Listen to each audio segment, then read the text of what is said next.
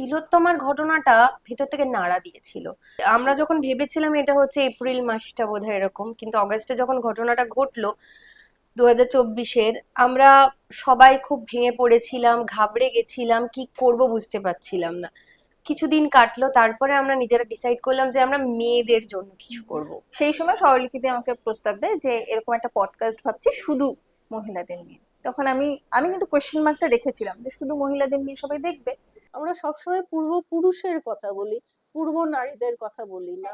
আমাদের এই বৈঠক হচ্ছে আসলে পূর্ব নারীদের, আজকের নারীদের সবার কথা বলার জায়গা।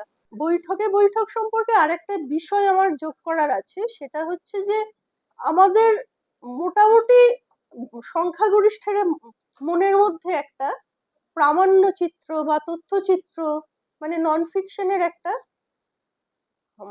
ভাবনা কাজ করে। যে কোনো এই এপিসোডগুলো আমরা সেইভাবে রাখার চেষ্টা করি, হয়তো এগুলো ডকুমেন্টারি নয়, কিন্তু এক ধরনের ডকুমেন্টেশন হিসেবে যাতে চিরকালের জন্য থেকে যায়।